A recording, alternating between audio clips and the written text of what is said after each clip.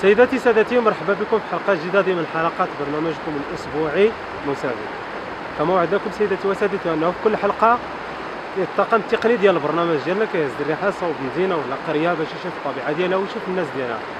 في هذه الحلقة سيداتي وسادتي الطاقم التقني ديال البرنامج ديالنا هز الرحال ديالو صوب مدينة مراكش وبالضبط في منطقة وريكا. جينا باش نشوفوا الطبيعة ديالها ونشوفوا الطبيعة ديال الناس ديالها والكرم الوجود ديالهم، وكذلك نتلاقاو مع الناس اللي تيجيو لمدينة مراكش وبالضبط لوريكا. بعد ما شفنا في الحلقات السابقة مجموعة من المناطق، اليوم غادي نشوفوا وريكا. غادي نخليكم مع واحد الروبورتاج اللي داروا الطاقم التقني على مدينة مراكش وبالضبط في منطقة وريكا، وبعدها نرجعوا باش نستضيفوا الناس ونشوفوا الزوار ديالها. ما تمشوا فين، بقاو معنا.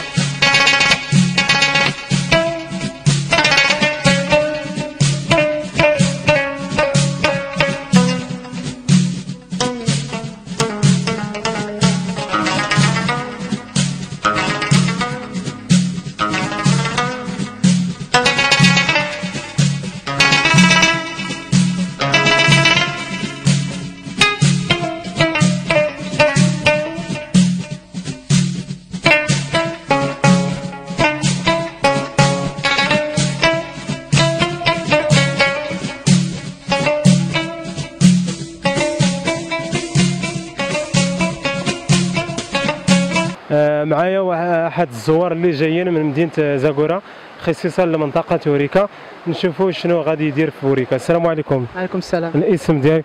اسماعيل. مرحبا بك سي اسماعيل، شنو جاي دير هنا في وريكا؟ بارك الله فيك. جينا لوريكا يعني اساس السياحه.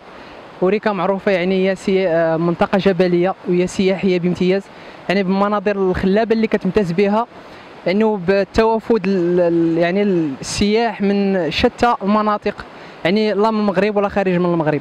يعني شكرا لك اسماعيل. واش فايت لك جيتي لوريكا ولا اول مره جيتي لوريكا؟ لا، اول مره. مرحبا. انت ومن جيتي؟ انا وبعض الاصدقاء ديالي يعني جينا هنا باش نشوفوا ونستكشفوا هذه المناظر الخلابه اللي كتمتاز بها هذه المنطقه. شكرا لك سي اسماعيل. دابا غادي حنا في التواجد ديالنا في وريكا غادي نشوفوا زائر اخر ما عرفناش منين جا. غادي نشوفوا الاسم ديالو نشوفوه. السلام عليكم.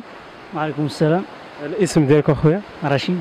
مرحبا بك رشيد. واش اول مره كتزور وريكا ولا فايت لك زرتيها؟ لا، فايت جيت ثاني مره دابا. يعني جيت المره الاولى والمره الثانيه دابا، والطبيعه ويعني الجبال وهذا والشلال يعني الطبيعه زوينه. واش ديما كتجي لها ولا غير في الاوقات ديال الشتاء ولا الصيف ولا؟ لا دابا قلت لي يعني او ثاني مره دابا، يعني جيت يلاه ثاني مره دابا، فهمتي. شكرا لك سي رشيد. وخلال تواجدنا كذلك غادي نشوفوا الناس اخرين اللي راكم كتشوفوا دابا في منطقه وريكا عامره بالناس وعامره كذلك بالزوار من شتى الجنسيات، سواء مغاربه وسواء ولا اجانب. وغادي نطلعوا اختصاصا للشلال باش نشوفوا، حيت الشلال اللي كيعاودوا عليه اللي ما عمرو زاروا، غادي نشوفوا طبيعه اخرى ونشوفوا مغرب اخر بمجموعه من الخاصيات ومجموعه من المميزات اللي ما كنشوفوهمش في مناطق اخرى. غادي نمشيو للشلال. بعد ما طلعنا للشلال لحسن الصدى صدفنا زوار اخرين جايين من شتى المناطق المغرب، وكما كتشوفوا المغرب ديالنا غني بالتنوع الطبيعي وكذلك بالفرصه المائيه. مازلنا كنقلبوا وتلاقينا مع احد الزوار هنا اللي غادي نشوفوه دابا، نشوفوا السميه ديالو ومنين جا. السلام عليكم. السلام ورحمه الله. اسم اخويا؟ الاسم محمد. مرحبا بك محمد. واش اول مره كتجي لوريكا ولا فايت لك جيتي لوريكا؟ هذه هي المره الثانيه غنجي لهذه المنطقه الرائعه صراحه. انا من الزوار ديال هذه المنطقه. هذه هي منطقه رائعه، منطقه سياحيه بامتياز، معروفه بمناظر طبيعيه خلابه كما كتشوفوا، من اشجار وجبال وشلالات. هذا الشلال رائع وباقي الخير لقدام، باقي شلالات اخرى لقدام، اشجار، مناظر رائعه صراحه. كننصحكم مرات تجيو وتفوجوا على راسكم في هذه المنطقه السياحيه الرائعه. واش محمد واش انت كتجي كدير السياحه الصيفيه ولا السياحه الخريفيه ولا الشتويه؟ صراحه المره الاولى جيت في الصيف، كاينين صحاب الليمون، مناظر رائعه صراحه. شربنا الليمون ليمون رائع بارد في وسط الصيف. الصيف كان حار جدا، عارف الصيف ديال مراكش كي داير. هذه المره بدلنا السيستيم وجينا في الشتاء باش نشوفوا المنطقه كي كتكون حتى هي في الشتاء. صراحه منطقه زاهيه. لا في شنو النصيحه ديالك باش تقدم للناس باش يبقاو يجوا لوريكا؟ بالنسبه للنصيحه ديالي، هانتوما كتشوفوا في الروبورتاج المناظر الخلابه، غتشوفوا هذه المناظر غيعجبكم الحال. وإلا جيتوا خلاص، ولا جيتوا تطلعوا لفوق تشوفوا مناظر اخرى غتفاجئوا صراحه. المناظر رائعه، الاكثر من رائعه. شكرا محمد. وغادي نمشيو لزائر اخر اللي جاي تيبان لي من مناطق الجنوب اللي غادي نصادفوا معنا اللي هو السلام عليكم اخويا. وعليكم السلام ورحمه الله. الاسم اخويا؟ اسم الحنفي. مرحبا بك الحنفي. منين جيتي، من اي مدينه؟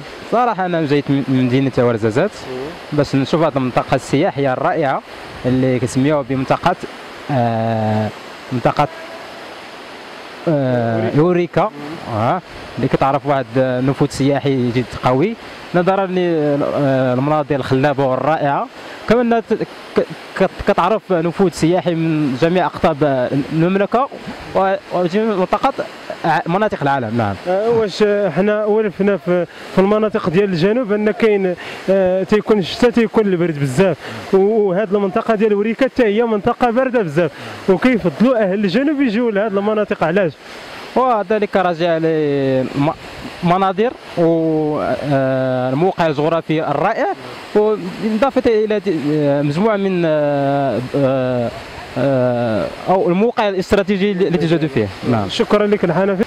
وخلال تصويرنا الروبورتاج كذلك لح علينا الزائر الاول اللي شفناه تحت ديال الشلال انه يعاود يهضر على المنطقه ديال وريكا بغرض انه تيجي لها بزاف وهو معايا ديريكت. السلام عليكم. مرة أخرى مرحبا بك. الله يبارك فيك، بارك الله فيك، كنشكر. كان حيت علينا في أول ملي كنا تنصور الروبورتاج أنك تهضر على وريكا، شنو الأمور اللي كتعرف على وريكا بزاف؟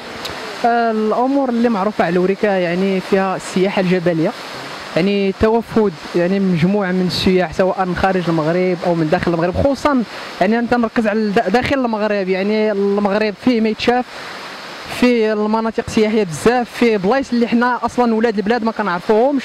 يعني وريكا راه معروفه بناسها الظريفين المضيافين، يعني بالمناظر ديالها الخلابه، سواء كما كتشوفوا الشلالات يعني والطبيعه، خصوصا تكون القضيه زاهيه في فصل الربيع. شكرا لك. شنو هي النصيحه اللي كتقدم للمشاهدين باش يجيو يزوروا وريكا؟ النصائح اللي نقدم لهم هي يجيو يشوفوا وريكا، يعني من بين المناطق اللي ما كاينش بحالها في المغرب.